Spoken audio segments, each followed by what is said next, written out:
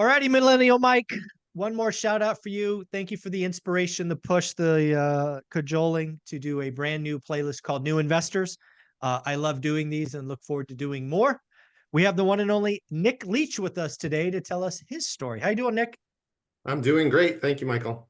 Awesome, buddy. Well, do yourself a favor, introduce yourself to my audience. Who are you? Where you at? What you're doing? And we'll just go from there. Sure. I live outside of Pittsburgh, and I moved here from Virginia in 2020. Okay. Sort of consider myself an intermediate investor. I have a portfolio of 7 units. I have Nice. 5 in Pittsburgh, and then 1 in Connecticut, 1 in Virginia. Okay. I do work full time. I've been telling my wife I have my 9 to 5 and my 5 to 9. Oh, I like it. I like Yeah. it. And yeah, just looking, I feel like I'm at an inflection point in investing. I've been getting a ton out of your content, and others, Chad Carson especially. I feel Yeah. like you guys really cater to the, you know, non-flashy, slow but Yeah. steady crowd, and so I get a ton out of that. And so yeah, just excited to talk to you, answer questions you have. I have a couple questions for you. Awesome. From there, yeah. All righty, Nick. Well, I always like to start this journey with that first deal. What was that first deal? Kind of the numbers, the story, where'd you find it, all of that. Sure. So my first deal is something I'm still kicking myself for to this day, and I'll explain it. So before I had ever bought a primary, I can't even remember, but I didn't know anything about real estate investing. I hadn't discovered Bigger Pockets, but this was the aftermath of the financial crisis. My wife and I were looking for a primary residence in Northern Virginia, which even in the aftermath of the financial crisis was very expensive. So we were kind of looking casually, working with an agent, but not putting offers in yet. And I heard somewhere or read somewhere that you should invest in real estate. And so Okay. not knowing anything, I just applied for a conventional mortgage, started tooling around. That was back in the day when you printed things out, you drove around with your real estate agent. It was I kind of remember. awkward. Yeah, I remember. And I found a condo in Alexandria, Virginia that the Okay. previous owner had bought for, I don't know, 260, 280 or something. Yeah. And I was able to buy it for 120. Wow. This is in Northern Virginia. This was a 2-bed, 2-bath condo. And I bought it in 2011. Okay. Hired a property manager because I'd heard that's what you were supposed to do, Of course. and rented it out for 1,400. Had some, as you do, had some CapEx. Had the HVAC system go on me a month in, fixed that. But it was a great little rental. We bought our primary residence, and then a couple years later, our just personal financial situation, funds were getting a little bit low, and it had appreciated. And I thought, oh, I'll sell this, I'll make some money. And I wish that I had not done that, because if I didn't, I would still own that condo. It would be worth 3 times what I paid for it. So that was my first ever deal. And then I did end up keeping our primary residence in Northern Virginia, which was another condo. So I do still have that one, which I will never sell. But the first deal is the one and only one that I've ever sold, because I didn't know. Yeah, it hurts. It hurts, doesn't it? Yes. Oh, that's very, very cool. So I love that story. Yeah. I will ask, it sounds like you have units in 3 different states. That's right. Yeah. So I'm not a big fan of having, kind of basically different teams, right? It just scares the bejesus out of me. Agreed. Yeah. So how does it work? How do you manage 3 different teams? Do you kind of self-manage one pile and not the others? How does that all work? Yeah. So, again, as I've learned, I've come to agree with you and others that you should really pick something and stick to it. And so I think I'll invest primarily in Pittsburgh going forward. The condo in Northern Virginia was our primary residence. So we kept it. I self-managed that one. It's in a great area. It's very easy. And then I have a condo in Connecticut that I bought as I was starting to learn, what you should do. I have family there. I know it really well. So I bought that one. I have a great property manager there, and that one's just kind of on autopilot. Nice. Yeah, and then going forward, yeah, definitely gonna kind of stick to where I live. I really think that's an advantage, and the out of Yeah. state investing has gotten a little out of hand. There you go. There you go. Well, the other thing you've said 3 times now is condo, Yeah, condo, condo, yeah, which to me screams HOA. yes, for So sure. talk Yeah, about your experience with HOA. I mean, sometimes I'm sure it's great, but HOAs to me seem to only go up. It's kind of like yeah. property taxes, and maybe the value goes down. But I don't know how's it been investing in an HOA. It's been fine. I was just telling my wife our HOA fees are going up again. Yeah, Shocking. yeah. They are, I guess, luck or skill or whatever.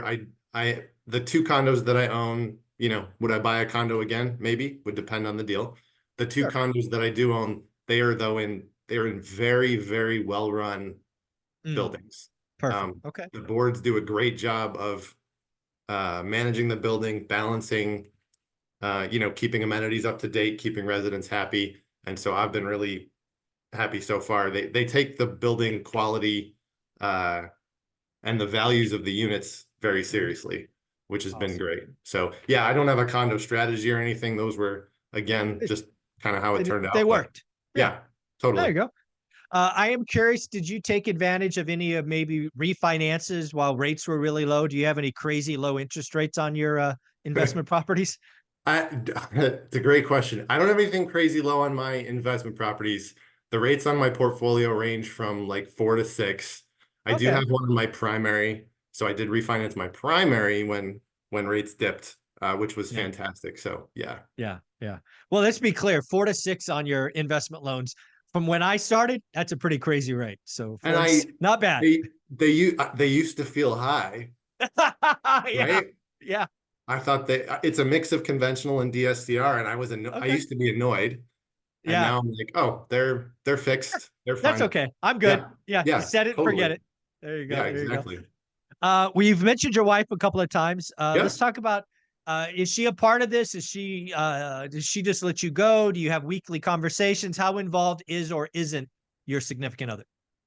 She is fairly involved. Oh, good.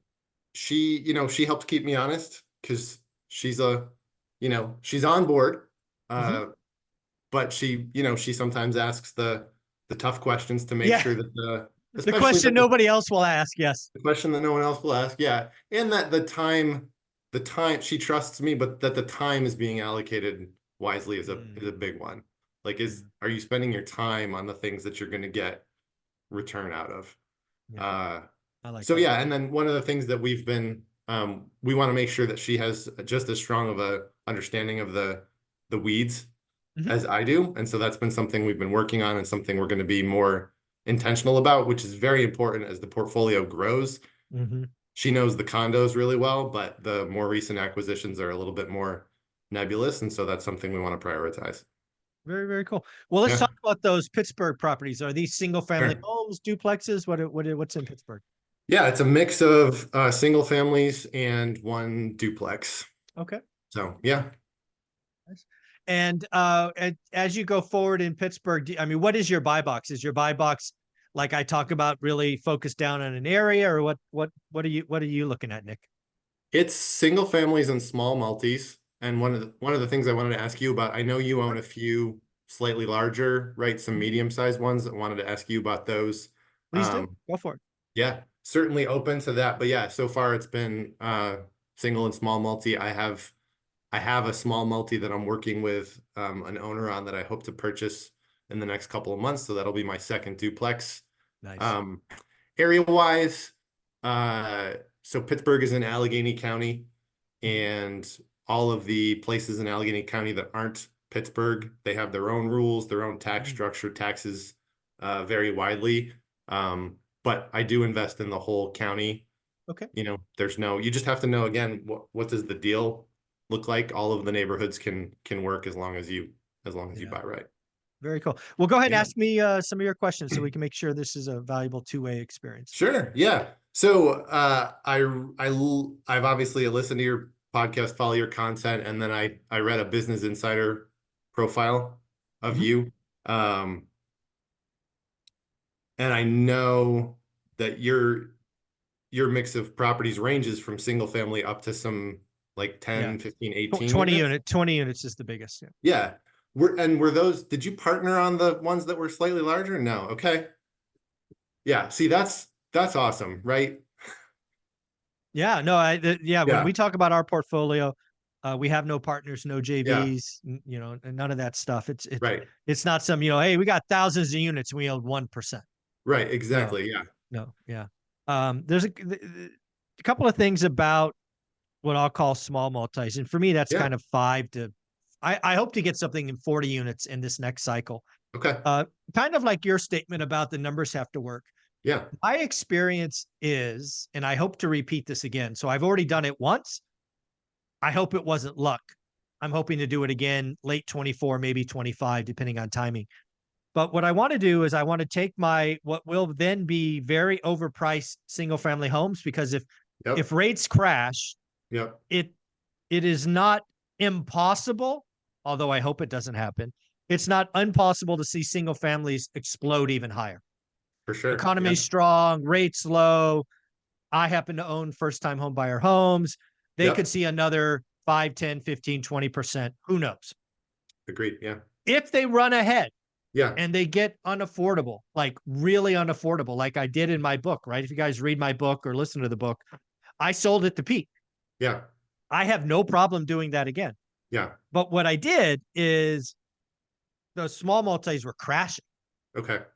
and I did 1031s. Okay. Yeah. I really do look forward to doing that again. Yeah. Uh, you know, we sold a house, got a fiveplex. We sold two, Yeah. we got 20 units. Okay. And what the point of all this is, in my experience, they often run in different cycles. Yeah. People talk real estate market like there's one market. Right. There's never one market. Right. Even in your buy box, there's not one market. So if I get lucky enough at the end of 24, maybe 25, and houses go up another 5, 10, 15, 20%, and I'll sell and I'll 1031 into multifamily, because there's a lot of syndicators who bought stupid deals. And I've been talking about them since 18. I Yeah. sold an apartment building in 18 Yeah. and it went up $1 million. So, Yeah. you know, I feel bad, but it was still the right idea with the information I had. Of course. Yeah. Uh, but, you know, those people are going to get burned when they have to, you know, refi their loan.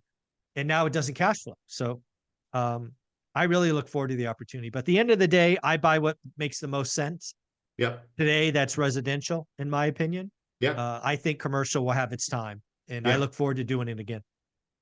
Yeah. I've found that, you know, if you have a single family, it's pretty straightforward. They're valued based on comps, right? Mhm. And then if you have an 18 unit, that's going to be cap rate. And Yep, then the small building, yeah. multis can be kind of funny. They can cash flow really well, but they're tough to appraise. I've had a lot of inconsistency there. Yeah, and you're absolutely right. Even so, anything that's residential 4 and below, it's usually comps, Yep. Right. sometimes income as a secondary. But yeah, I don't mind fishing where there's low comps, because then I could use it to negotiate with the seller and Yes. lower Yeah. price. Because to me, it's all cash flow. And so you've leveraged I think you've answered my question, but you've really leveraged your own portfolio to buy those Mhm. bigger deals. Yeah, so I really do believe real estate investors go through 3 phases. Okay. They may take different durations. For me, there's a growth phase, which for Olivia and I meant we were employed. Yep. We had W-2s, Yep. and we were buying, right? So yes, we bought cash flow, but we always recycled everything. And then at some point, you're going to get to the end of that growth phase. And what we did is I don't know, optimized, right size, Yep. whatever that is. Yep. Yep. And then there's the next phase of, hey, we have what we have. We're happy. We're never going to stop, but we're not, you know, all gas, no brake. Yep. Totally.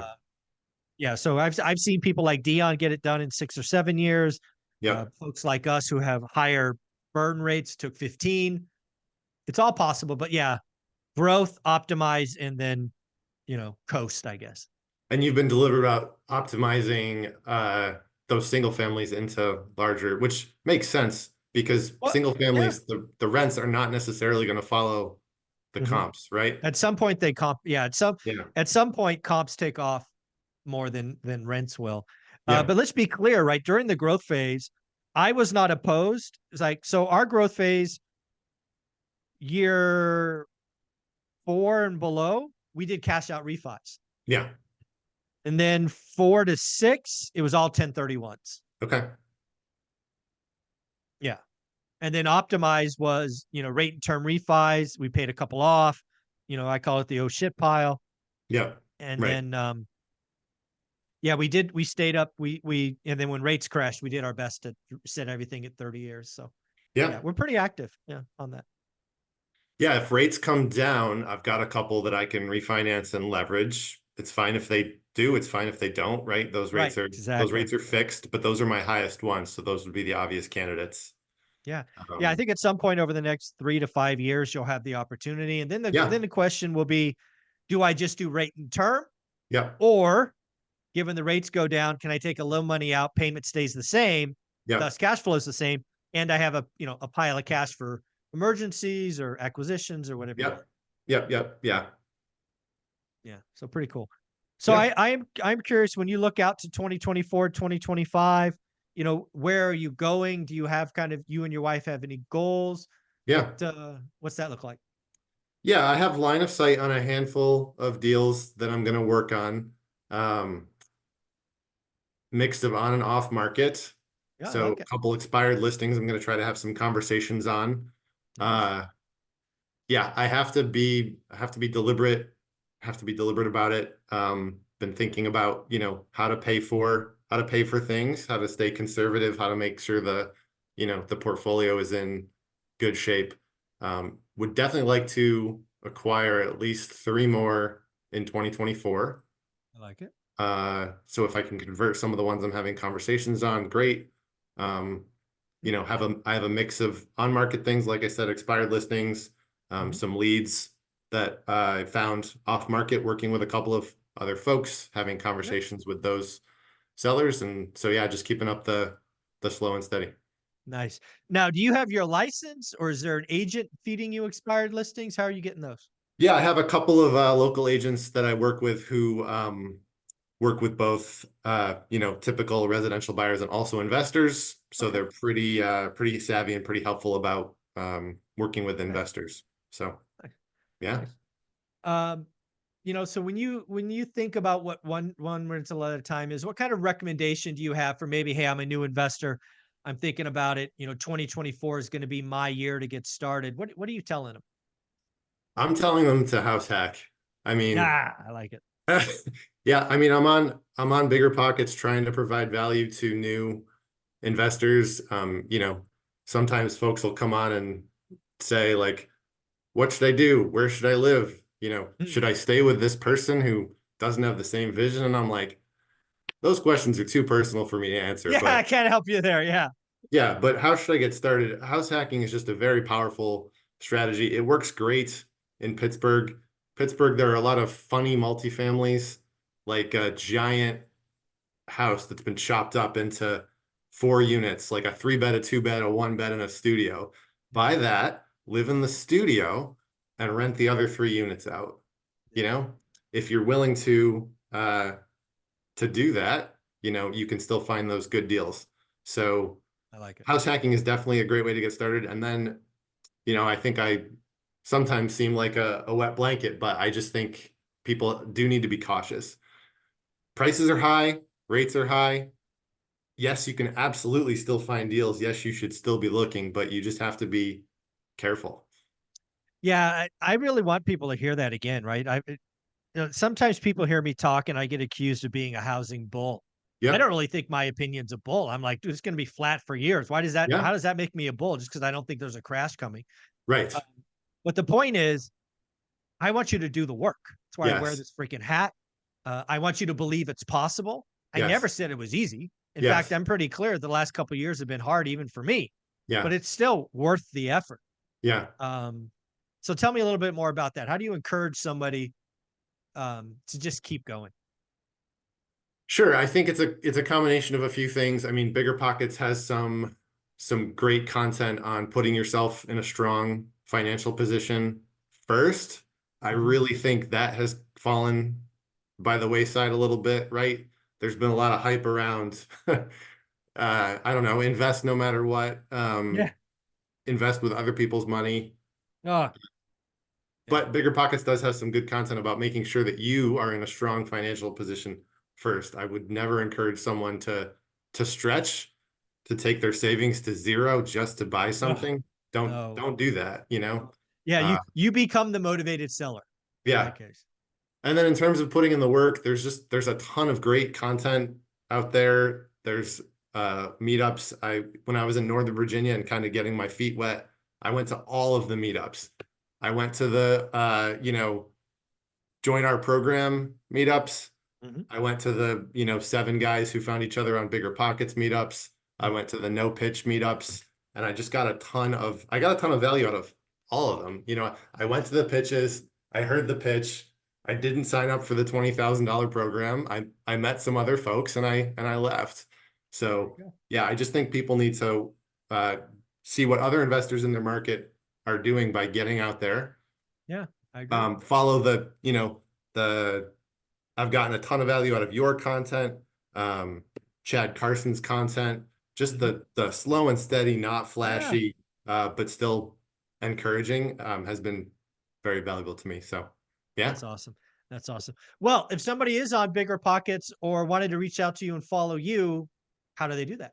Yep, I'm on Bigger Pockets. I'm on at Nicholas L. And that's my primary platform for interacting with other investors. Awesome, folks. Go to Bigger Pockets if you're there. Nicholas L. Let Yep. him know you heard this interview on One Rental at a Time. I would greatly appreciate it. Nick, congratulations. Happy New Year. It's Thank you. almost 2024. Thanks, buddy. Yes, sir. Happy New Year to you. Thanks.